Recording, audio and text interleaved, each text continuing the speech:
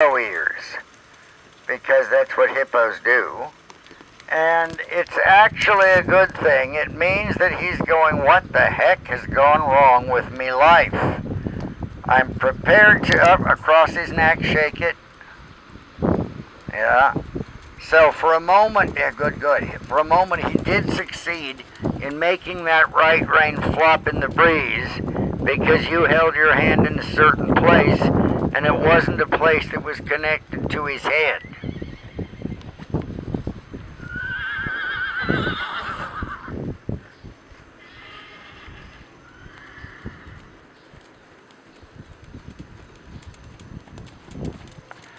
So, it may be annoying to you, but when he does that head shake, giving benefit of doubt that it's not some ear infection or gnats, which we don't seem to have here, gnats, I would say, okay, it's a behavior pattern. He's going, what the hell?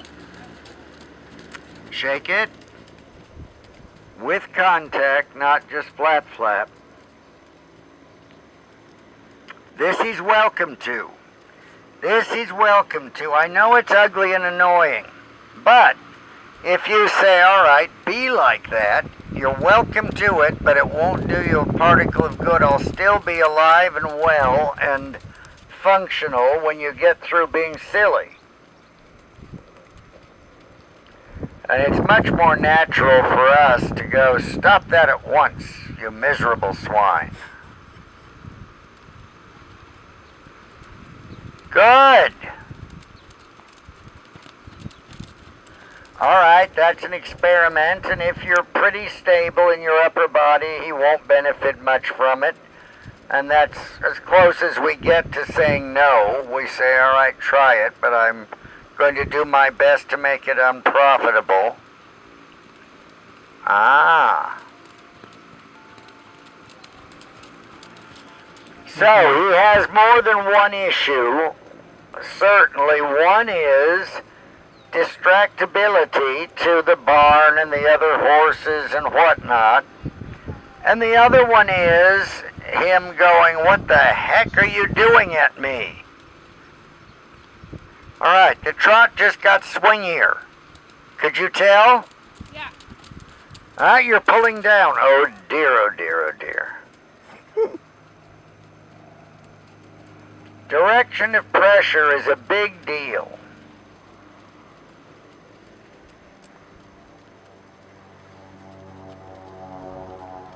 Yeah? Ah, good for you. Direction of pressure with your hand, arm, whatever, with rein is a big deal because if we make it down or down and wide, or both, it has an unfortunate effect on them because it mashes the steel of the bit against the bars. Whereas going more towards, let's say with your right hand, you jiggle it towards the bottom of your left rib cage where it separates, just next to your belly button, a little above.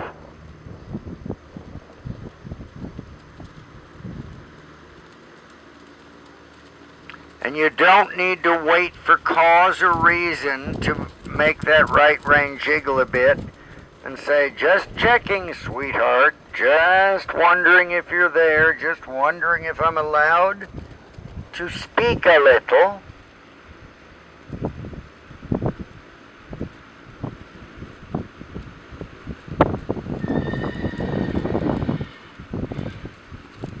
Good. So we do our best as we play around to figure out which things are external, like other horses, whinnyings, people moving, what have you, and internal things. That would be, the way I think of that is that's him going, you can't do that with me. I have you figured out, I have you mastered, I have you controlled. So yeah, there, cross the neck a little. It gives you a direction to take your hand when you're trying not to pull back, but you think, well, if I can't pull back, I can't go anywhere. Yeah, across. Not forever, mind, but for temporarily. Oh, good. The trot just got springs. Oh, good. Yeah, this is normal. I think that particular bit of head tossing and fussing is internal. He's going, you are pestering me. You are doing something to which I'm not accustomed and I'm not sure I like it. Oh, good. When he turns his head out and stares over there somewhere, that's external. Yes.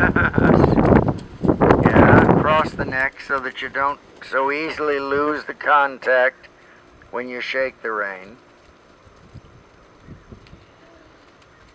He's allowed, and you just say you're allowed, and it won't profit you much, my pet. You're allowed, and it won't profit you. I'm still here. I'm still saying my thing. And it's very expectable and normal that he will go, oh, crap, you're making a pattern of this. I hate it. And then there'll be more fussing before there's less, sometimes.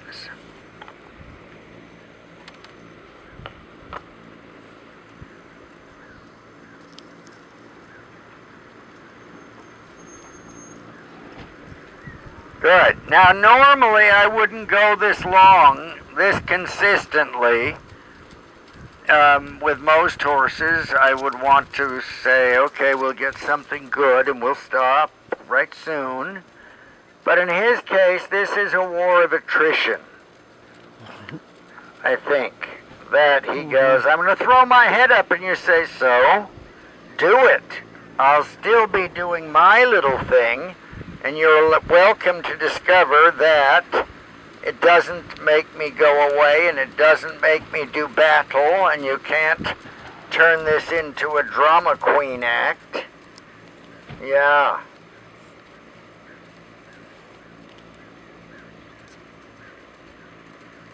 Good.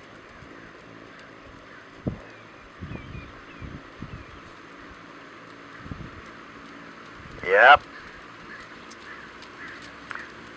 So, very expectable, normal, and okay is when you say, hey, I'm shaking things a little bit softer on the right rein. Yes, of course you may throw your head in the air. It's not what I'm after long term, but I'm glad that you're experimenting, or at least expressing your opinion that you maybe don't like what I'm doing.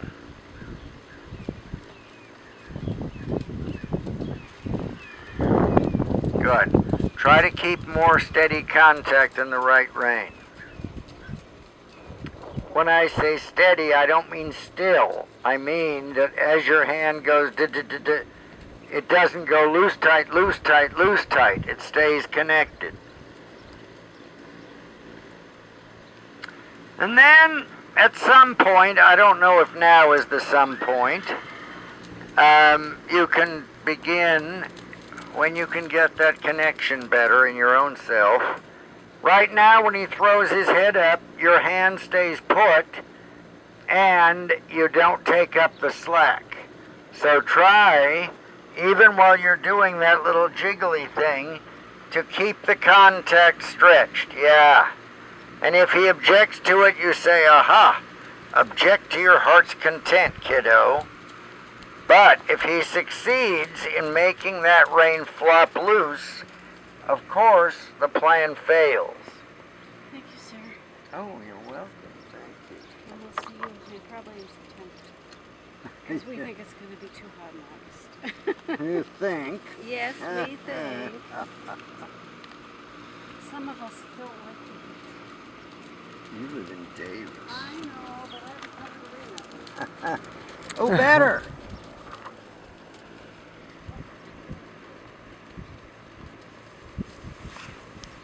Okay, and the walk.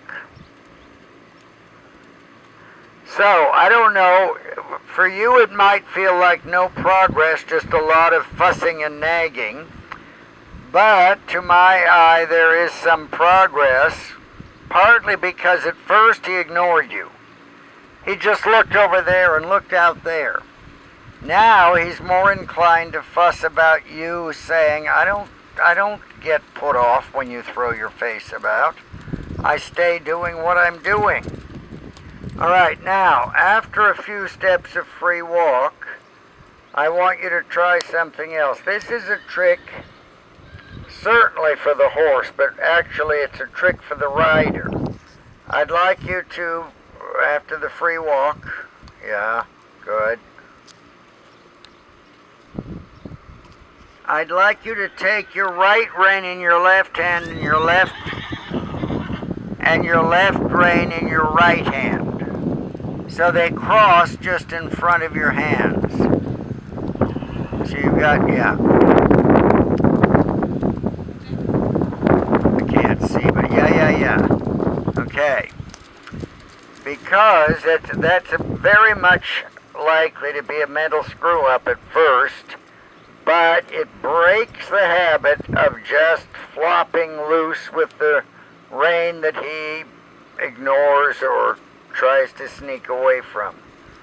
So, if you want him straighter, pull the left rein, which is in your right hand. That's a brain teaser. Huh? It's a brain teaser. Oh yeah, it is. Go ahead.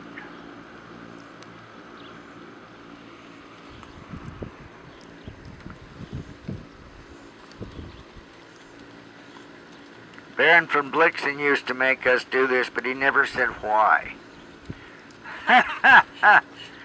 But it's essentially, it reroutes your brain for sure, brain teaser if you will, and that mainly means breaking pattern.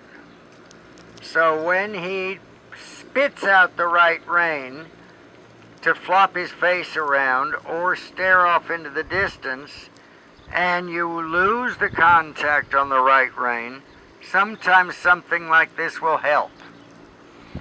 If this doesn't make you too unconfident, okay, then go ahead and play at a piddly trot and see if it makes you operate a bit differently, and perhaps him.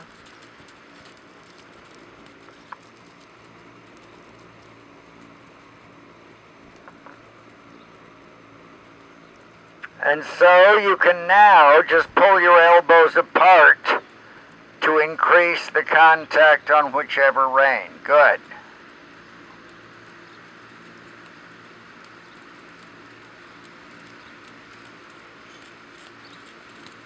Good. The right rein is not flopping loose so often. Good, good.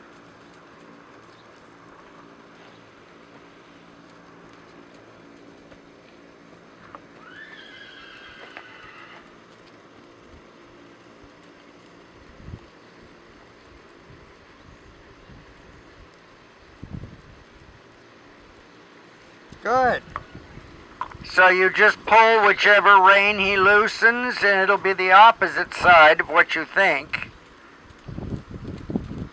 But it will help you break your normal pattern of dangling or pulling down or sideways. Elbows out is okay. As your way of taking up slack, it's okay.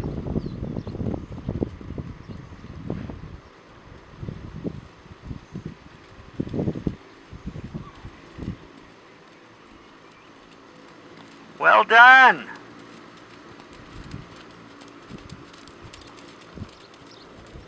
Good. So it sort of screws up your normal procedures to good advantage, we hope. Aha.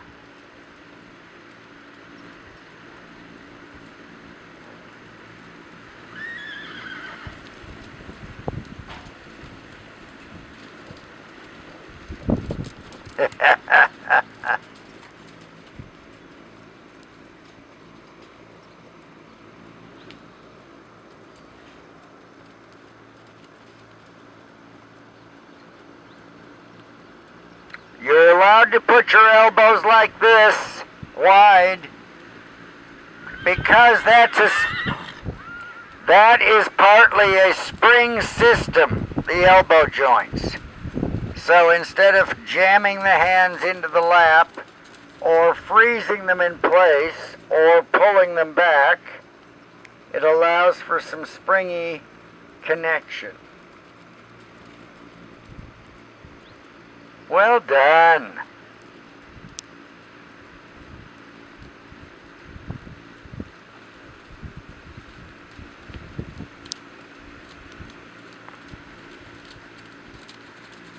Good. Although he was successful at sticking his snout up, he was not successful in spitting out the bit.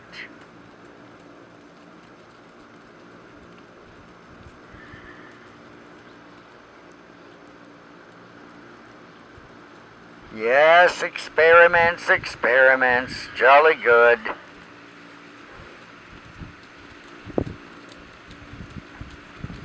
Okay, rest and pat him. Well done.